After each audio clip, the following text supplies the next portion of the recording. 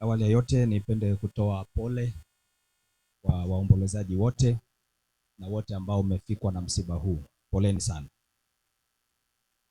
Mimi kwa majina naitwa mchungaji Emmanuel Samson.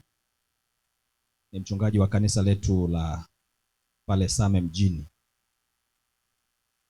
Naomba niwaletee maneno ya Mungu kwa ufupi sana katika alasiri ya leo.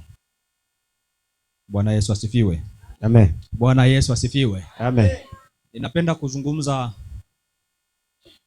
somo fupi sana jioni ya leo kwa ajili yako wewe ambaye umepata neema ya kuwepo hai siku ya leo. Bwana Yesu asifiwe. Amen. Maana ni kwa upendeleo wa Mungu peke yake, na sio kana kwamba wewe ni mjanja sana, sio kwamba kuna kitu ambacho umefanya cha thamani sana ambacho kikakufanya uwepo siku ya leo. Ni kwa sababu ya upendo wa Mungu tu. Ndio maana amekupa hii neema ya kuwepo mahali hapa, kwa sababu ya kusudi ambalo amekuweka hapa duniani bado halijakamilika.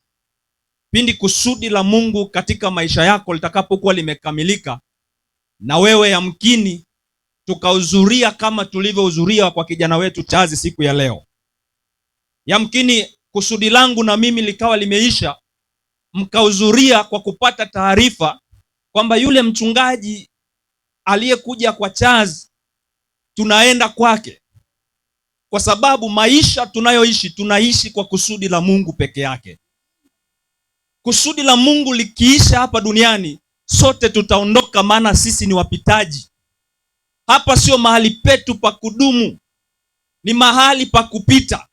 Maisha tulio nayo, utembee ukijua, uishi ukijua wewe ni raia wa nchi mbili. Nchi ambayo upo sasa hivi ya damu na nyama, na nchi ya kule ambako maisha mapya yanakwenda kuanza baada ya kufa kwako. Bwana Yesu asifiwe. Lakini kuna swali la msingi ambalo tunapaswa kujiuliza kila wakati. Je, katika majira na nyakati ambako mimi nitatwaliwa, nitakwenda wapi? Bwana Yesu asifiwe. Bwana Yesu asifiwe. Haleluya. Nataka nikwambie alasiri ya leo na jioni ya leo, ipo njia moja tu ya usalama, ambayo hiyo yeye mwenyewe Yesu alisema kwamba yeye ndiye njia ya kweli na uzima. Bwana Yesu asifiwe. Bwana Yesu asifiwe. Na hayo maneno tunayapata katika ile Yohana 14 mstari wa 6. Yesu anasema, mimi ndimi njia na kweli na uzima, mtu haji kwa Baba ila kwa njia ya mimi. Bwana Yesu asifiwe. Haleluya. Nataka nikwambie, unaweza ukawa unatembea lakini sio katika njia ya kweli. Unaweza ukawa unatembea lakini sio katika njia iliyo sahihi. Lakini alasiri ya leo nakwambia, wote waliomwamini Kristo na kumpokea wako kwenye njia ya usalama, kwa sababu yeye ndiye njia ya kweli na uzima. Bwana Yesu asifiwe. Sijui kama kuna mtu ananielewa mahali hapa. Sisi tunaelewana. Leo Chazi tukimwangalia ni kijana ambaye ni mdogo. Tunaweza kusema alistahili kuishi, si ndio? Lakini fikiria kwamba yuko Bwana wa mavuno ambaye siku zote na nyakati zote analiangalia kusudi. Bwana Yesu asifiwe. Lile kusudi likiisha, hata uwe na mali nyingi namna gani, huwezi kutetea uhai. Hata uwe una nini, huwezi kutetea uhai, kwa sababu uhai wetu uko mikononi mwake. Bwana Yesu asifiwe. Katika kutano hili la leo, nataka tu nikushauri ndugu yangu, iko njia moja tu ambayo ni salama kwenye maisha yetu, nayo ni njia ya Yesu Kristo. Bwana Yesu asifiwe. Bwana Yesu asifiwe. Bwana Yesu asifiwe. Na tukiendelea kusoma katika kitabu kingine pale, anasema kwa maana jinsi hii Mungu aliupenda nini, hata akamtoa nani? Mwanae wa pekee. Hebu fikiria, yule tu aliyekuwa naye ndiye aliyemtoa, na alimtoa kwa sababu yako, ili aweze kuwa sehemu ya wewe kufika mbinguni. Huwezi fika mbinguni bila Yesu. Huwezi fika mbinguni bila kumwamini yeye. Bwana Yesu asifiwe. Najua kuna imani nyingi katika nyakati za sasa, lakini iko imani ya kweli peke yake ambayo ni moja tu, ni kumpokea Kristo kuwa Bwana na Mwokozi wa maisha yako. Na kwa kufanya hivyo unajihalalishia usalama wa kule unakokwenda. Unanunua tiketi halali ya kule unakokwenda. Maana maisha haya yanapokoma, kama kijana wetu ya Chazi, tunapokea maisha mengine ya umilele. Na hayo maisha ndiyo ambayo tunatakiwa kuyaenzi kuliko haya ya sasa. Bwana Yesu asifiwe. Amen. Kwa sababu yale ni ya umilele. Kama umetenda dhambi ni jehanamu ya milele, lakini kama umesimama katika njia ipasayo, unaenda kifuani mwa Ibrahimu. Bwana Yesu asifiwe. Katika nchi ya maziwa na asali, mahali ambako hakuna magonjwa, mahali ambako hakuna huzuni, mahali ambako hakuna kilio, mahali ambako hakuna njaa, mahali ambako hakuna wachawi, mahali ambako hakuna magonjwa. Bwana Yesu asifiwe. Tamani huko. Bwana Yesu asifiwe. Tamani huko maisha ya umilele, maisha matakatifu. Bwana Yesu asifiwe. Kwa sababu Bwana wa mavuno anaweza akavuna yoyote kwa wakati wowote. Bwana Yesu asifiwe. Amen. Tumeona mwalimu wake hata ameshindwa kuongea kwa namna ambavyo Chazi alikuwa kiunganishi kati ya walimu na wanafunzi wenzake. Tumemwona mzee wetu hapa ameshindwa hata naye kusema kwa yale mahusiano. Sisi ni kama mazao katika ulimwengu huu. Haijalishi ni wakati gani Bwana wa mavuno anaweza akapita kwako. Haijalishi kwamba umekomaa au umeiva au wakati gani, anaweza akakuvuna wakati wowote. Usitumainie fedha wala dini wala kitu ambacho unacho. Nataka nikwambie mchana wa leo na alasiri ya leo, litumainie jina la Yesu ambalo ni jina lipitalo majina yote. Nataka nikwambie sisi ambao tumeokoka, tuna imani na tuna uhakika wa kule tunakokwenda, na wala hatuogopi uchawi wowote hapa duniani, wala hatuogopi chochote, kwa sababu tumezibeba chapa za Kristo. Bwana Yesu asifiwe. Tuna uhalali na uhakika, wala hatubahatishi, wala sio wapiga debe. Bwana Yesu asifiwe. Hatuishi maisha ya wapiga debe, kazi yao kuwasogeza wengine wapande alafu wao wanabaki. Sisi tuna uhakika, maana tumeamini na tunamaanisha. Kwa Yesu ni kuzuri. Nataka nikutie wivu mchana wa leo na alasiri ya leo kwamba kwa Yesu ni kuzuri sana na ni kutamu sana. Yaani unapokuwa na Yesu ndani huogopi chochote. Hata ukasikia bundi amekuja amelia hapo, wewe unaendelea kuchapa usingizi, kwa sababu una uhakika na usalama, kwa sababu yuko Mungu ambaye anasema anatupa usingizi kama wa mtoto mchanga. Haleluya. Nataka nikwambie yuko Mungu ambaye hata jioni ya leo anaweza akakutua huo mzigo ulio nao.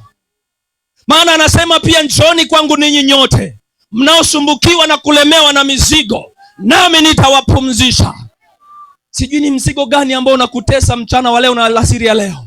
Nataka nikwambie yuko Yesu ambaye anaweza akakutoa hilo tatizo ulilo nalo. Nataka nikwambie yuko Mungu ambaye anaweza akakusaidia kutoka hapo ulipo kwenda sehemu nyingine. Nataka nikwambie yuko Mungu ambaye ana uhalali na haki ya maisha yako. Nataka nikutake umkiri yeye tu, umpokee yeye tu, ili wewe una uhakika hata parapanda ikilia wakati wowote. Maana anasema parapanda inaweza ukalia, wengine wako wanatembea wawili, inaweza ikalia tuko hapa, wako watakaoondoka na wako watakaobaki. Kwa sababu sisi ambao tumemwamini na tunamaanisha kwenda huko, tuna uhakika hata ikilia sasa hivi, hata kama tunaendesha gari, tuna uhakika tunakwenda, maana tuna tiketi halali ya kule tunakokwenda. Bwana Yesu asifiwe. Chazi hapa hatusikii Chazi hapa haelewi, lakini Mungu amekuleta wewe mahali hapa ili usikie, kwa sababu unaelewa. Amekuleta mahali hapa ili uweze kukumbuka kwamba mimi ni maiti inayotembea. Mimi ni raia wa nchi ijayo. Kifo kinatukumbusha tu kwamba tu wapitaji katika ulimwengu huu. Inatukumbusha kwa sababu mwanadamu ni asili yake ni asili ya kiburi. Asili ya mwanadamu ana asili ya kiburi na ana asili nyingine ya kusahau. Hasa yale mambo mazuri ambayo Mungu anayataka mwanadamu ayatende. Hayo ndio ambayo kwa asilimia kadhaa zilizo nyingi huwa hayatendi kwa sababu ya kiburi na kusahau. Na ndio maana kuna njia hii ya mauti. Bwana Yesu asifiwe. Bwana Yesu asifiwe. Na ndio maana katika wakati huu, hata wababa sisi ambao tuna mioyo migumu, lakini inapofika tunapoondokewa na mpendwa wetu, mioyo yetu inavunjika na kupondeka. Unajikuta wakati mwingine machozi yanatoka hata hujui yametoka wakati gani.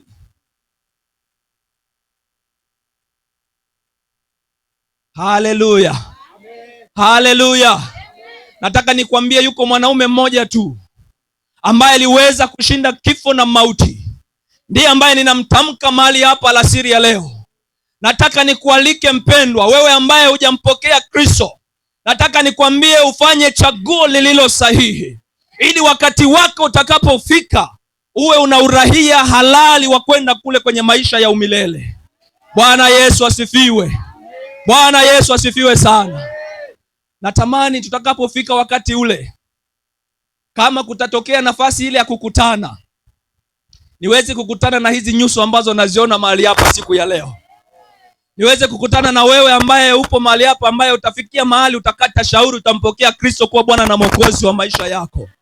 Utakuwa raia halali wa kule mbinguni kwenye maisha ya umilele. Bwana Yesu asifiwe. Jambo la msingi sana la kufikiria. Je, ikitokea kwako kwa wakati huu, ni wapi unakwenda? Hebu muulize jirani yako. Ikitokea sasa hivi umetwaliwa, au kasikia bomu limelia hapa pa, namna ambavyo kifo kinaogopesha. Kuna wazee hapa wameinama, lakini wakisikia kishindo watanyooka, si ndio? Hata radi tu ikapiga hapa sawa sawa, hata kama alikuwa anatembea na mkongojo ameinama namna hii, kwa sababu wakati mwingine hana uhakika wa kule anakokwenda. Atatafuta njia ya kupita aepukane na nini? Na kifo. Bwana Yesu asifiwe. Bwana Yesu asifiwe. Lakini sisi ambao tumeokoka, Biblia inasema sisi hatufi. Kwa nini hatufi? Kwa sababu tuna Bwana wa uzima. Sisi tunalala tu. Yaani sisi ni kama vile tuko kwenye tumbo la uzazi. Tutakapolala, hatima yetu itakapofikia hapa duniani, tunajua tunaenda kuanza maisha ya umilele kule katika mji mpya, kule mahali ambako tutastarehe milele. Wakati wengine wanateseka milele, sisi tunastareheka milele. Hebu mpigie Bwana Yesu makofi. Tamani kustarehe milele na sio kuteseka milele. Tuombe. Baba Mungu, katika jina la Yesu Kristo, ninasema asante kwa sababu ya maneno yako ya alasiri ya leo na jioni ya leo kwa kutano hili. Asante kwa yule baba yule na mama yule na kijana yule na binti yule ambaye jioni ya leo amesikia maneno haya. Asante kwa yule ambaye atafikia maamuzi sahihi ya kuchagua uraia wa mbinguni. Asante kwa sababu utamsaidia kusimama na kudumu katika kweli yako na pendo lako. Kwa Yesu Kristo Bwana wetu tumeomba. Amen.